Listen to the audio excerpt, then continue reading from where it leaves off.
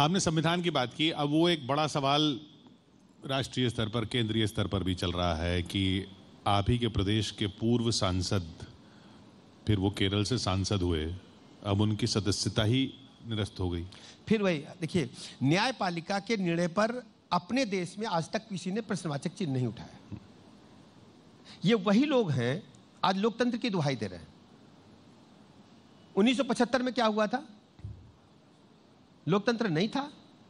लोकतंत्र के इतिहास में भारत में यदि किसी ने काला अध्याय जोड़ा है तो कांग्रेस पार्टी के लोगों ने जोड़ा है। अपनी संसद सदस्यता को बचाए रखने के लिए इस देश में इमरजेंसी थोपने का काम इन्हीं लोगों ने किया था। आप मीडिया में कुछ कह नहीं सकते थे, अखबार में प्रेस नोट छप जाता था, अखबार पर नागरिक अधिकारों को सस्पेंड कर दिया गया था, कोई कुछ नहीं कर सकता था। और इस देश ने इमरजेंसी झेला है। और ये वही लोग हैं जो आज लोकतंत्र की दुहाई दे रहे हैं। वो कह रहे हैं कि ये दूसरा अध्याय चल रहा है। आज महात्मा गांधी स्वर्ग में रो रहे होंगे कि ये वही लोग हैं। आजादी के लिए महात्मा गांधी जी ने पूरा जीवन बलिदान किया, और वही लोग हैं जो गांधी जी की समाधि पर बैठ करके लोकतंत्र की दुहाई रहे, जिन्होंने इमरजेंसी थोपी थी इस देश पर। वो कह रहे हैं ये वाली अघोषित इमरजेंसी है। कौन सी इमरजेंसी है? अगर कोई माननीय न्यायालय ने निर्णय दिया है तो सबको सम्मान करना चाहिए। और आप अकेले नहीं हैं, हमारी पार्टी के, भारतीय जनता पार्टी के कई सदस्य हैं जिन्होंने माननीय न्यायालय के निर्णय के बाद सदस्यता गंवाई है। हम उपचुनाव में गए। खतौली में क्या हुआ था?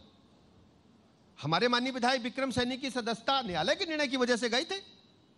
एक दर्जन उदाहरण आपको देश प्रदेश में मिल जाएंगे।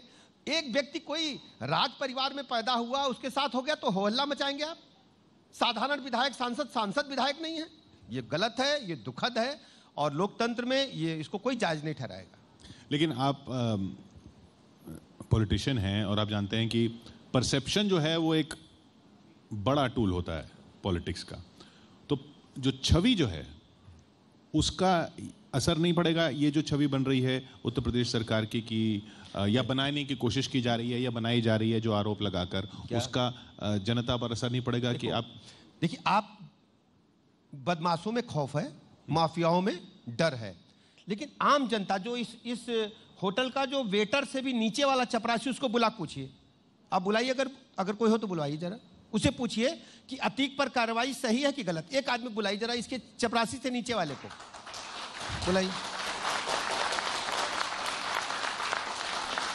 आपके सामने थोड़ी बोल देगा नहीं, आप उप मुख्यमंत्री, आपके सामने क्या बोलेगा? मैं बहुत लो प्रोफाइल व्यक्ति हूं। आप उसके कान में अकेले जाके पूछिए कि ये यूपी गवर्नमेंट की जो कार्रवाई माफियाओं के प्रति है, ये सही है गलत, वो सही बात बता देगा। अगर उत्तर प्रदेश का आपका कैमरामैन होगा तो उसके कान में पूछ लीजिए, मेरा नहीं, आप इसे पूछिए। तो ये बताइए, परसेप्शन उत्तर प्रदेश का आज बदल चुका है। मैंने पहले ही इंट्रो में आपसे कहा, परसेप्शन आज उत्तर प्रदेश का डेवलपमेंट को लेकर है।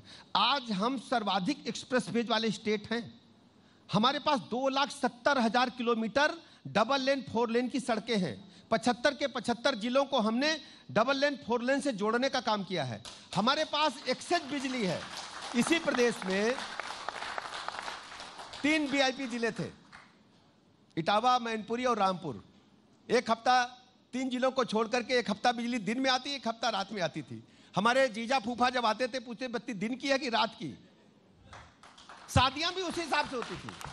2017 से पहले शादियां दिन की और रात करके पूछ करके होती थी कि डीजल का पैसा बचेगा।